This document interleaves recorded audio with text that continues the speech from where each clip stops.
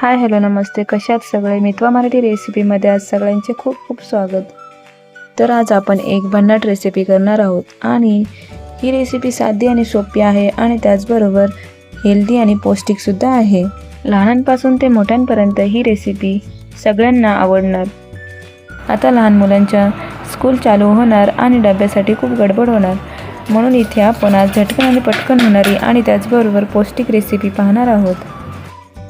तर पहा, आपल्याला इथे फक्त 4 टोमॅटो घ्यायचे आहेत. आपण ही रेसिपी 4 जणांसाठी करणार आहोत, म्हणून आपण इथे फक्त 4 टोमॅटो घेतले आहेत.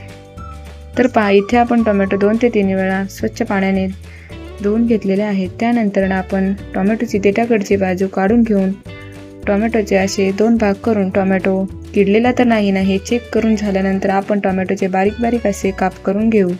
तर पहा, व्हिडिओमध्ये दाखवते त्या पद्धतीने असे आपल्याला बारीक बारीक टोमॅटोचे काप करून घ्यायचे आहेत. जर आपण टोमॅटोच्या मोठ्या मोठ्या फोडी केल्या तर त्या मिक्सरमध्ये वाटत असताना तसेच राहू शकतात, म्हणून आपण इथे टोमॅटोच्या अशा बारीक कापा करून घेणार आहोत.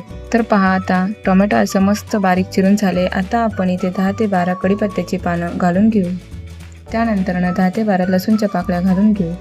तर पहा, आपण इथे लसूण थोडा खलबत्त्याच्या ठोकल्याच्या साहाय्याने थोडं ठेचून घेणार आहोत, नाहीतर मग मिक्सरच्या भांड्यामध्ये लसूण अख्खाच राहतो, म्हणून आपण इथे लसूण थोडा ठेचून घेणार आहोत. तर पहा, व्हिडिओमध्ये दाखवते त्या पद्धतीने आपल्याला लसूण थोडा ठेचून घ्यायचा आहे. तर पहा, इथे लसूणसुद्धा मस्त असं ठेचून झालं. आता आपण ठेचून झालेलं लसूण मिक्सरच्या भांड्यामध्ये घालून घेऊ. त्यानंतर आपण 2 हिरव्या मिरच्या बारीक चिरून मिक्सरच्या भांड्यात घालून घेऊ. तुम्ही इथे हिरव्या मिरच्याऐवजी चिली फ्लेक्सचा सुद्धा वापर करू शकता. त्यानंतर आपण इथे मिक्सरच्या भांड्यामध्ये चिमूटभर मीठ घालून घेऊ. त्यानंतर आपण इथे अर्धा चम्मच जिरं घालून घेऊ. जिऱ्याने कसं आपण जो पदार्थ तयार करणार आहोत त्याने छान फ्लेवर येतो. आता आपण मिक्सरच्या भांड्याचं झाकण लावून हे मिश्रण व्यवस्थित असं वाटून घेऊ. आता आपण एका पसरट भांड्यामध्ये 1 वाटी गव्हाचं पीठ घेऊ. आपण इथे पहा, फक्त 4 माणसांसाठी ही रेसिपी करणार आहोत, म्हणून इथे फक्त 1 वाटी गव्हाचं पीठ घेतले आणि 4 टोमॅटो घेतले. त्यानंतर आपण जी टोमॅटोची प्युरी करून घेतली होती ती या पिठामध्ये घालून घेऊ. तर पहा, इथे टोमॅटोच्या प्युरीचा कलर जरा वेगळा दिसते. आपण इथे टोमॅटोची प्युरी करत असताना त्याच्यामध्ये कढीपत्ता सुद्धा घातला होता, म्हणून इथे थोडा कलर अलग दिसतो. त्यानंतर आपण इथे पाव चमच हळद घालून घेऊ. त्यानंतर चवीनुसार मीठ, म्हणजे आपण इथे फक्त पाव चमच मीठ घालून घेऊ. लक्षात घ्या की आपण इथे मिक्सरमध्ये जेव्हा प्युरी करत होतो त्यावेळेससुद्धा आपण मीठ घातलं होतं, म्हणून इथे मीठ टाकत असताना जरा बेतामध्ये मीठ घालायचं. आता आपण हे सर्व साहित्य व्यवस्थित मिक्स करून घेऊन हे पीठ व्यवस्थित मळून घेऊ. तर पहा, आपल्याला इथे अजिबात पाण्याचा वापर करायचा नाही. जे आपण टोमॅटोची प्युरी केली होती त्याच्यामध्येच आपण हे पीठ मळून घेणार आहोत. जसं आपण रोज चपातीसाठी पीठ मळतो त्याच पद्धतीने आपल्याला हे पीठ व्यवस्थित मळून घ्यायचं आहे.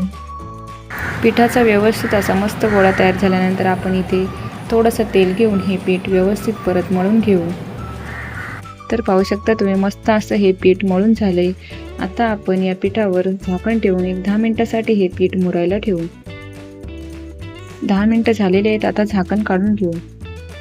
तर पाहू शकता तुम्ही, इथे आपल्याला अशा पद्धतीने हे पीठ मळून घ्यायचं आहे. जास्त पातळसुद्धा नाही आणि जास्त घट्टसुद्धा नाही. आता आपण या पिठाचे छोटे छोटे असे चपातीसाठी जसे आपण गोळे तयार करतो त्या पद्धतीने याचे गोळे करून घेऊ. तर पहा, 1 वाटी गव्हाचं पीठ घेतलं तर आपल्या इथे 3 ते 4 अशा व्यवस्थित चपात्या होऊ शकतात. आता आपण कोरडं पीठ लावून आपण जशी चपाती लाटतो त्या पद्धतीने आपल्याला ही चपाती लाटायची आहे. पण इथे आपण जास्त कोरड्या पिठाचा वापर करणार नाही. थोडंच कोरडं पीठ लावून आपण ही चपाती लाटून घेऊ.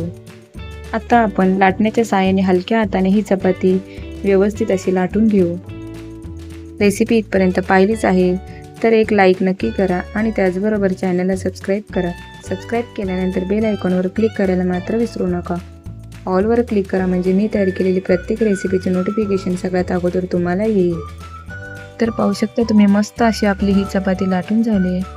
आता आपण पुढच्या स्टेपकडे वळूया. तर पहा, आता आपण इथे गॅसवर तवा ठेवला आणि त्याच्यामध्ये फक्त 1 चमच तेल घातले. व्यवस्थित तवा तापल्यानंतर आपण हलक्या हाताने आपण जी चपाती करून घेतली होती ती तव्यावर पसरून घेऊ. अर्ध्या मिनिटातच आपल्याला ही चपाती पलटी मारून घ्यायची आहे. तर पाहू शकता तुम्ही, इथे अर्ध्या मिनिटातच किती मस्त अशी चपाती भाजून झाली आहे. इथे आपल्याला गॅसची फ्लेम स्लो टू मिडियम ठेवूनच ही चपाती भाजून घ्यायची आहे. आता आपण परत चपातीला पलटी मारून घेऊ. जसं आपण रोज चपाती भाजतो त्याच पद्धतीने आपल्याला ही चपाती करायची आहे की नाही झटकन आणि पटकन होणारी रेसिपी आणि त्याचबरोबर लहान बाळांसाठी सुद्धा ही पौष्टिक रेसिपी आहे. पाहुणे आल्यावर सुद्धा आपण ही रेसिपी तयार करू शकतो आणि त्याचबरोबर आता शाळा सुरू झालेल्या आहेत तर काहीतरी हेल्दी म्हणून आणि त्याचबरोबर झटकन आणि पटकन होणारी रेसिपी आपण लहान बाळांच्या टिफिनसाठी तयार करू शकतो. मस्त अशी आपली ही टोमॅटोची चपाती करून झाली. आता आपण याच पद्धतीने दुसरीसुद्धा चपाती भाजून घेऊ.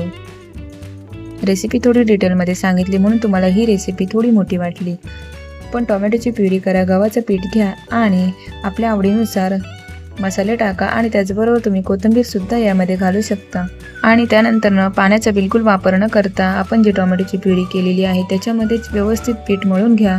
पीठ व्यवस्थित मळून झाल्यानंतर आपण त्याची चपाती करून घ्यायची आहे की नाही झटकन आणि पटकन होणारी रेसिपी. आणि पहा इथे मी तेलाचा वापर केलेला आहे. तुम्हाला जर पाहिजे असेल तर तुम्ही इथे तुपामध्ये सुद्धा ही पोळी भाजू शकता. तर पाहू शकता तुम्ही इथे दुसरीसुद्धा आपली ही पोळी तयार झाली आहे.